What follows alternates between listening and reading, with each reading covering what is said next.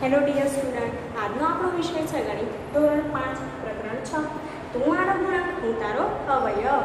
આજે આપણે સામાન્ય અવયવ વિશે વાત કરવાના છીએ। આગળના વિડીયોમાં આપણે ગુણાકાર વિશે શીખ્યા, કોષ્ટક વિશે વાત કરી, અવયવ વિશે શીખ્યા કે કેવી રીતે અવયવ કરી શકાય। આજે આપણે સામાન્ય અવયવ પેજ નંબર 96 પર જોજો, એની વાત કરવાના છીએ કે 25ના અવયવો લાલ રંગના વર્તુળમાં અને 35ના અવયવો વાદળી રંગના વર્તુળમાં લખો, બરાબર।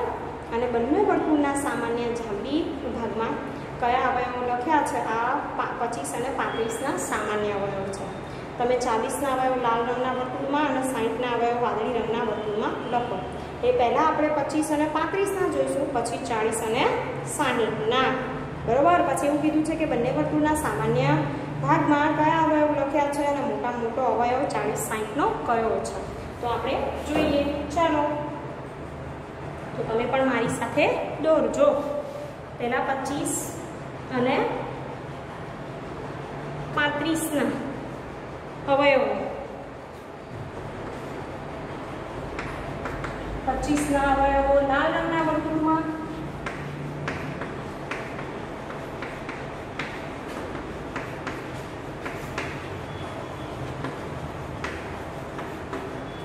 અને 35ના અવયવો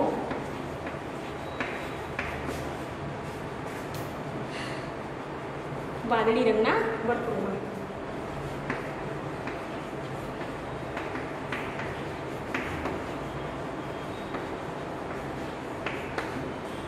પહેલા આપણે બે વર્તુળ દોરીશું।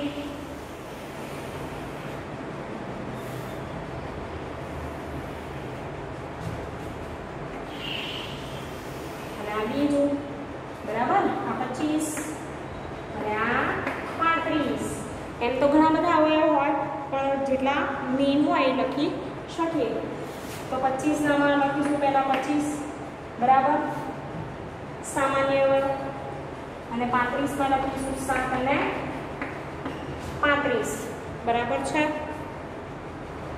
25માં આપણે 5 પણ લખી શકાય, 1 પણ આવે, બરાબર ને, 5 25 એમ 1 7 25, 1 7 5 35, 1 5 7 35, બરાબર, આવું લખી શકાય। તો આ બંનેમાંથી સામાન્ય લેવાના છે। 25ના અવયવ કેવી રીતે પાડે આપણે, તો તમે જાણો છો, 1 25 એકા 25, પાયો પાયો 25 એટલે 5 ગુણ્યા 5 25। પછી અહીંયા જોઈએ તો 1 35 એકા 35, 7 પંચા 35 એ 35ના અવયવ થાય છે। હવે બંનેમાંથી સામાન્ય કયા બંનેમાં હોય એવા કેવા છે, તો બંનેમાં છે 1 અને 5, તો અહીંયા શું આવશે? 1 અને 5। પછી બંને વર્તુળના સામાન્ય જાંબલી ભાગમાં કયા અવયવ લખ્યા છે, તો અહીંયા આપણે જાંબલી ભાગમાં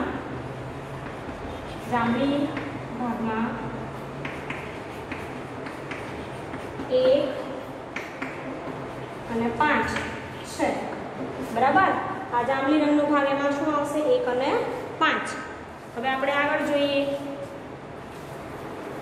40ના અવયવ લાલ વર્તુળમાં અને 60ના વાદળી વર્તુળમાં, 40 અને 60। હવે તમારે તો નવું દોરવાનું છે વર્તુળ, સરસ, બરાબર, રંગીને કરી શકો છો તમે થોડુંક।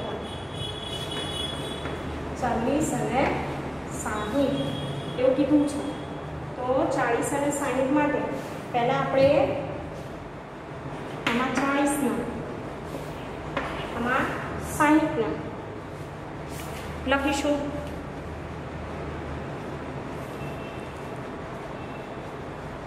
તો 40ના અવયવમાં આપણે 1 2 4 10, બરાબર, 5 ગયા, 20 દુ 40, 10 ચોક 40, 8 પંચા 40, 8 10 20 અને 40 એ શું છે? તો 40ના અવયવ। એવી જ રીતે 60માં ઘણા બધા લખી શકાય, પણ આપણે લખીશું 3 6 12 15 60, બરાબર। અને 30 પણ લખીશું. ઘણા બધા આવે.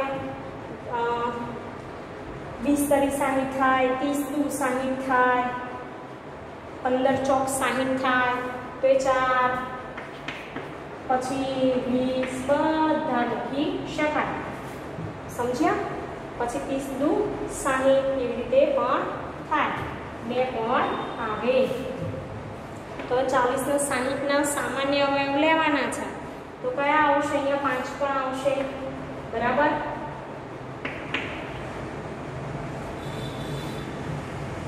બાર પંચા પણ 60 થાય. તો પહેલા લઈશું 1 2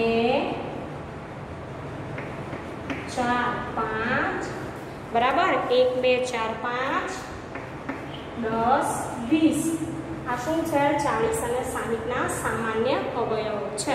તો આપણે લખીશું જાંબલી ભાગમાં કયા લખ્યા?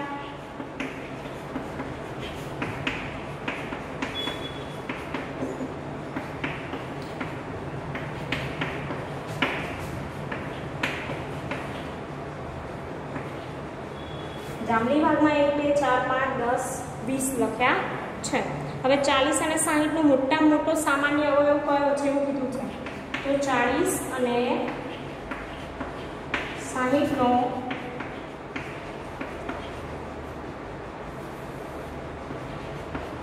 મોટામાં મોટો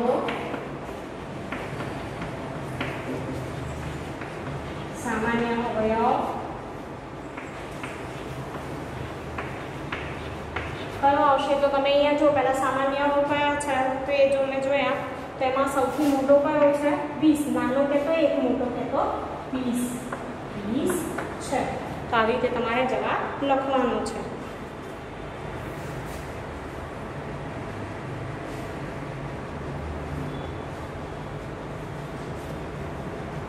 બરાબર? આ વાત થઈ સામાન્ય અવયવની. હવે આપણે આગળ જોઈશું અવયવ વૃક્ષ.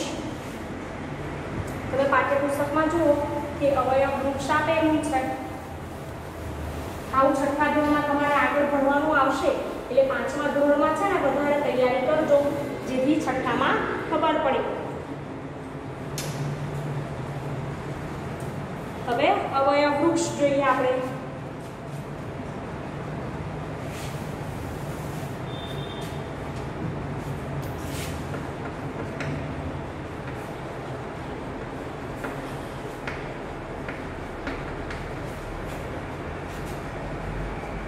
તમારા પાઠ્યપુસ્તકમાં જુઓ જેમ ઝાડને અલગ અલગ પાંદડીઓ હોય ડાળી પર, એમ અહીંયા પણ અવયવ વૃક્ષ છે. એના જેવું આપણે બીજું વૃક્ષ બનાવીએ. 18નું છે તો જોઈએ. હવે 18નું વૃક્ષ આપેલું છે. તેમાં હું તમને દોરીને બતાવું આવું છે.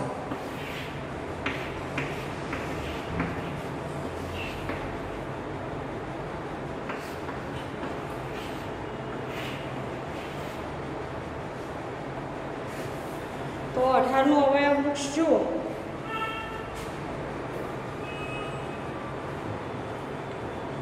બરાબર?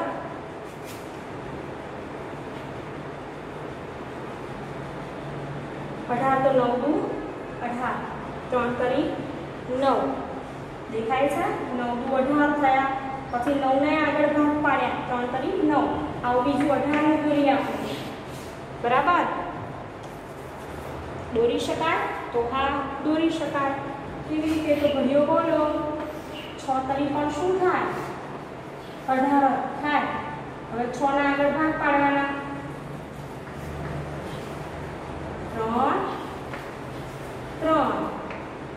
3 દુ 6, સોરી 3 દુ 6. તો 6 ના પણ ભાગ પાડ્યા. તો આ બની ગયું બીજું અવયવ વૃક્ષ. તો આવી રીતે તમે અવયવ વૃક્ષ બનાવી શકો. એમાં શું કરવાનું કે જે સંખ્યા લીધી હોય એના આગળ જ્યાં ભાગ પડતા હોય એ પાડવાના છે. હવે આગળ 24નું અવયવ વૃક્ષ બીજી કેટલી રીતે બનાવી શકો છો? તો 24 માટે આપણે 3 રીત અહીંયા જોઈએ. ચાલો.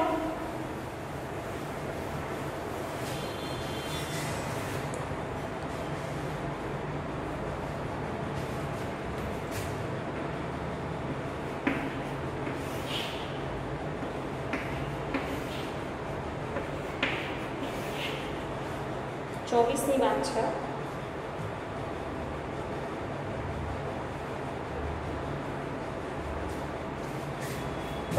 જોઈશું 2 થી।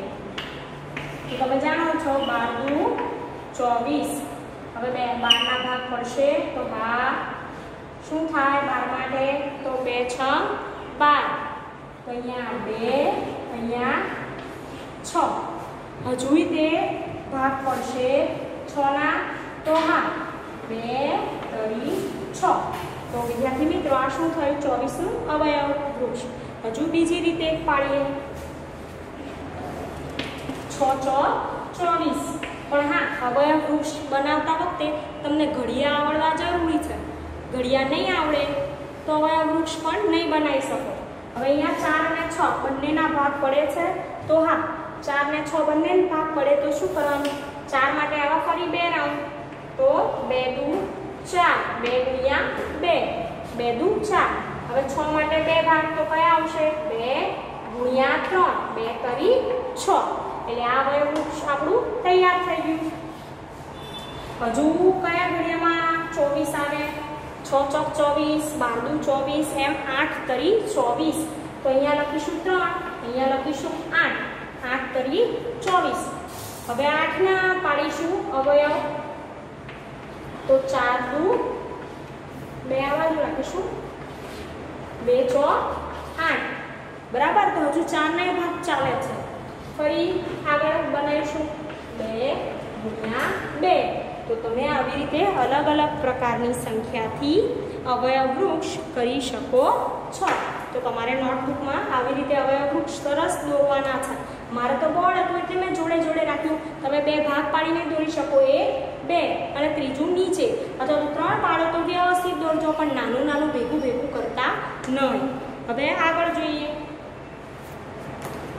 કે બીજી સંખ્યાઓ માટે પણ આવા અવયવ વૃક્ષ દોરવાનો પ્રયત્ન કરો એવું કીધું છે।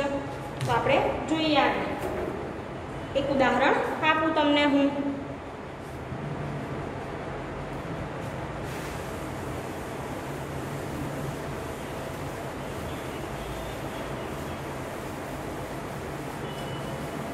આપણે 36 નું લઈશું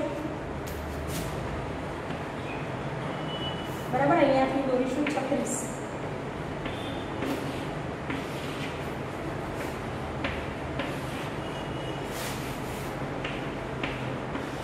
હવે તમને ખબર છે કે પહેલા 36 માટે શું આવશે તો 2 થી શરૂઆત કરીએ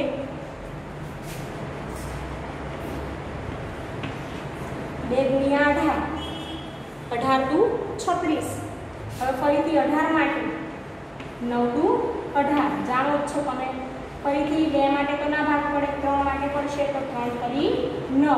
તો આ થયું 36 નું એક અવયવ વૃક્ષ। હવે બીજી રીતે પાડીએ તો તમે જાણો છો 12 કરી 36 ઘડિયા આવડવા જોઈશે તો જ આવડશે। હવે આગળ 12 ના પાડો 2 6 12 6 ના ભાગ પડશે હજુ આગળ વિચારવું પડશે ને તો હા 2 તરી 6 એટલે આ આપણું અવયવ વૃક્ષ પૂર્ણ થયું। જ્યારે ભાગ પડવાના બંધ થઈ જાય આગળ ના ચાલે એટલે આપણું અવયવ વૃક્ષ કમ્પ્લીટ। હવે આગળ 4 9 36 ઘડિયા આવડવા જોઈએ હા તો જ થશે। હવે 4 માટે ભાગ પડશે 9 માટે ભાગ પડશે તો 2 ગુણ્યા 2 2 દુ 4 અને 9 માટે 3 3 તરી 9 બરાબર। તો તમે આ અવયવ વૃક્ષ જો આવી રીતે કોઈ પણ સંખ્યાના તમે અલગ અલગ રીતે અવયવ વૃક્ષ તૈયાર કરી શકો છો। હવે આપણે આગળ જોઈશું લાંબીના પ્રશ્ન।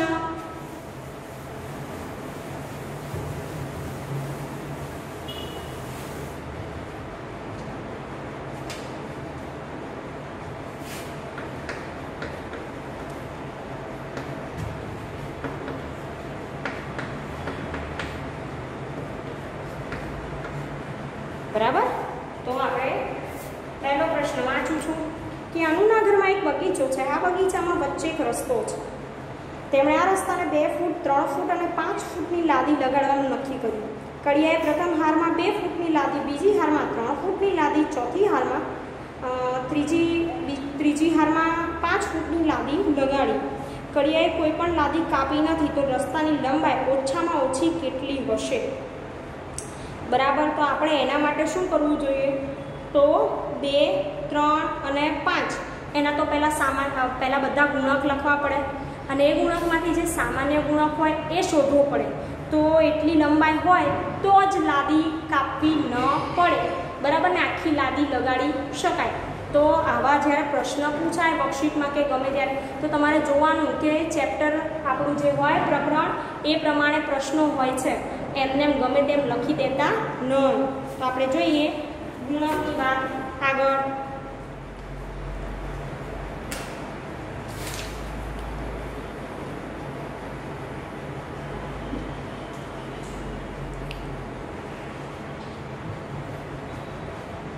પહેલો પ્રશ્ન એનો 2 નો ગુણક,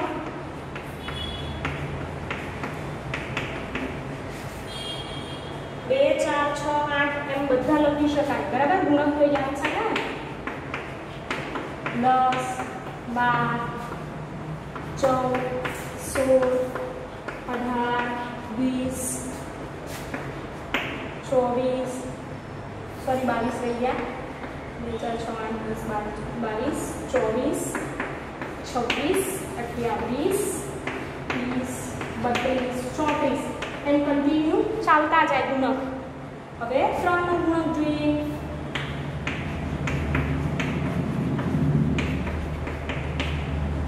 તો 3 ના ગુણકમાં 6, 9, 15, 18,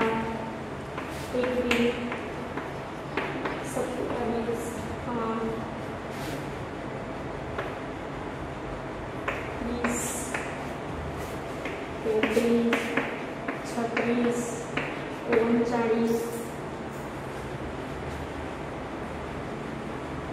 42 એમ કન્ટિન્યુ ચાલતા જશે.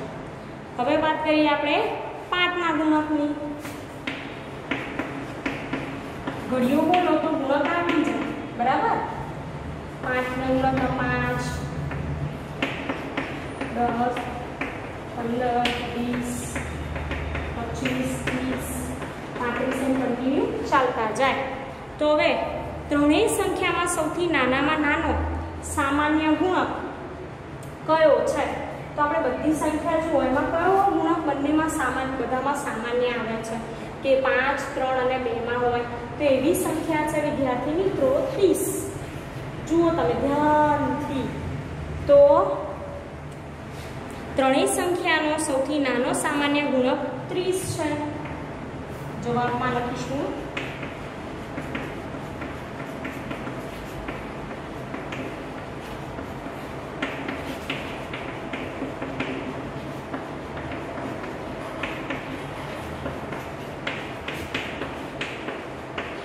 30 છે. તો જે રસ્તાની ઓછામાં ઓછી લંબાઈ હશે.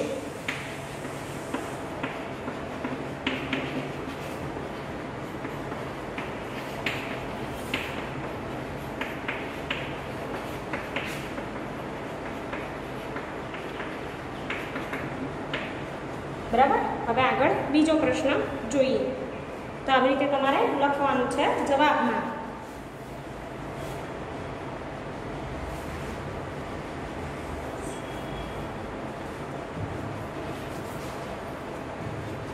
બરાબર, બીજો પ્રશ્ન જોઈશું.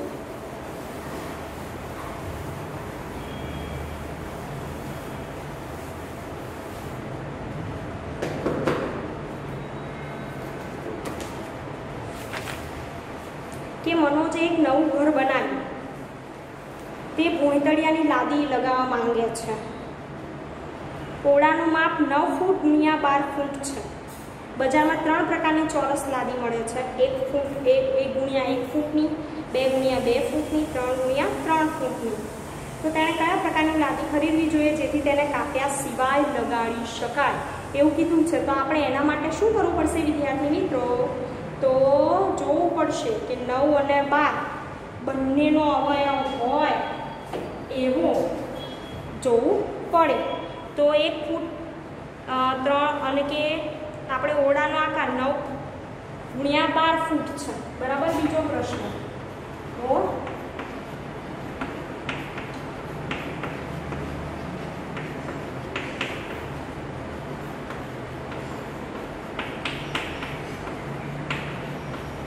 12 ફૂટ છે, બરાબર। હવે આપેલ 3 પ્રકારની લાદીઓમાંથી 2 બાય 2 ફૂટવાળી લાદીને કાપ્યા સિવાય લગાડી શકાય નહીં, બરાબર। 2 ફૂટ ગુણ્યા 2 ફૂટવાળી લાદીને કાપ્યા સિવાય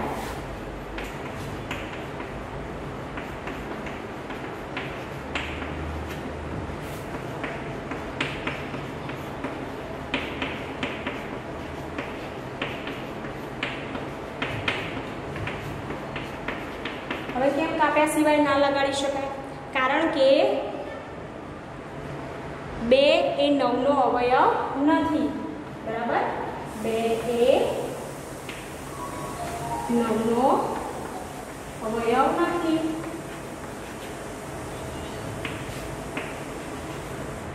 તો આપણો જવાબ શું આવશે? તેથી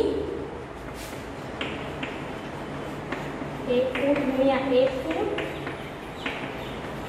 અને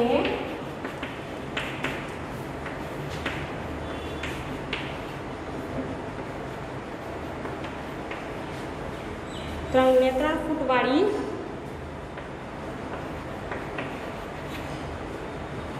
ચોરસ લાદી લગાડી શકાય, બરાબર। તો અહીંયા આપણે અવયવની વાત કરી હતી કે 9 અને 12 નો અવયવ એ 2 નથી, 3 અને 1 છે, 9 12 ના અવયવ છે, એટલે એ પ્રકારની લાદી લગાડવી જોઈએ। હવે ત્રીજો પ્રશ્ન જોઈશું આપણે, છેલ્લો।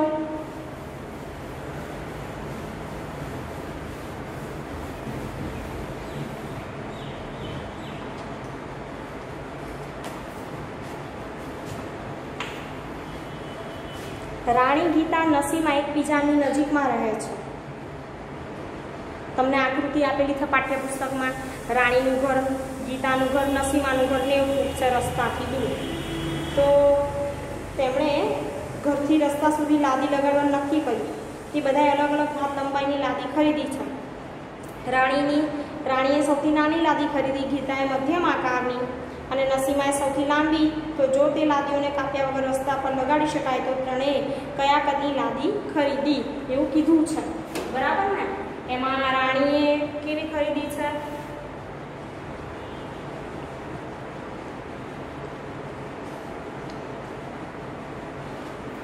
તો રાણીએ તમે જુઓ કે નાની, પછી ગીતાએ મધ્યમ અને નસીમાએ સૌથી મોટી ખરીદી। તો પહેલાં તો ઘરથી અંતર કેટલું છે? તો વિદ્યાર્થી મિત્રો, ઘરથી રસ્તો 90 ફૂટના અંતરે છે।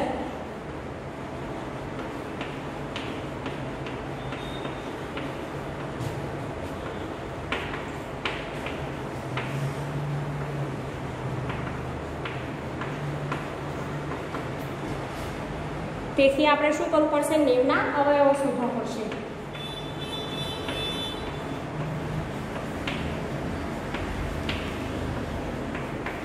હવે 90 ના અવયવમાં 1 2 3, બરાબર। એમાં આપણે ડાયરેક્ટ લખીશું કે 5 30 45 અને 90। કેવી રીતે? તો અહીંયા આપણે લખીએ અવયવમાં 1 ગુણ્યા 90, 2 ગુણ્યા 45, 3 ગુણ્યા 30 અને હા બરોબર 36 તરી અને 2 ગુણ્યા 45 1 ગુણ્યા 90 છે, બરાબર। પછી 5 ગુણ્યા 18 એ પણ લખવાનું છે। તો આપણે જોયું 1 90, પછી 1 ગુણ્યા 90, 2 ગુણ્યા 45, 5 ગુણ્યા 18, પછી 6 ગુણ્યા 15। તો અહીંયા લખવાના રહી ગયા મારે 6 15। અહીંયા નીચે લખી દઉં છું 6 ગુણ્યા 15 અને 9 ગુણ્યા 10.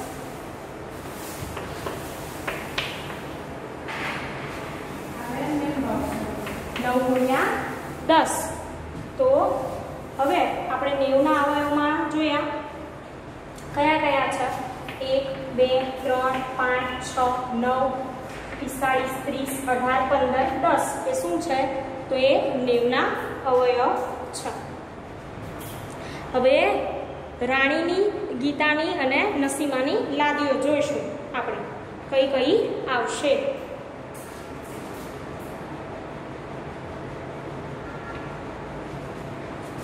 અહીંયા લખીશ આ સાઈડ.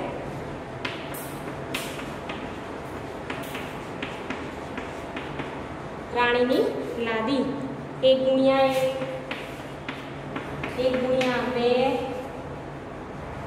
અને 1 ગુણ્યા 3 વગેરે. પછી ગીતાની લાદી આપણે જોઈશું.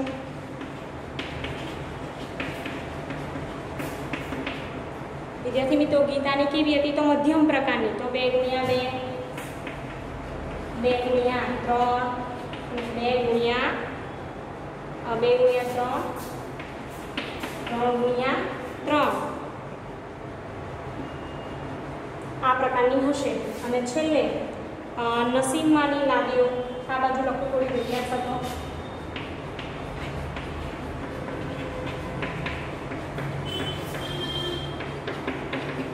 હવે પહેલા રાણીની જોઈએ. 1 ગુણ્યા 1 1 ગુણ્યા 2 અને 1 ગુણ્યા 3 છે. બરાબર? ત્યારબાદ 2 ગુણ્યા 2 2 ગુણ્યા 3 અને 3 ગુણ્યા 3 છે. એવી રીતે આવશે 5 ગુણ્યા 5 6 ગુણ્યા 6 અને 5 ગુણ્યા 6. બરાબર? 5 ગુણ્યા 5 6 ગુણ્યા 6 અને 5 ગુણ્યા 6 વગેરે. આ એની શું છે? લાદીઓ. તો વિદ્યાર્થી મિત્રો, અહીંયા આપણે આ પ્રકરણ પૂર્ણ થાય છે. તો દાખલા તમે નોટબુકમાં ગણજો અને તૈયારી કરજો. Thank you.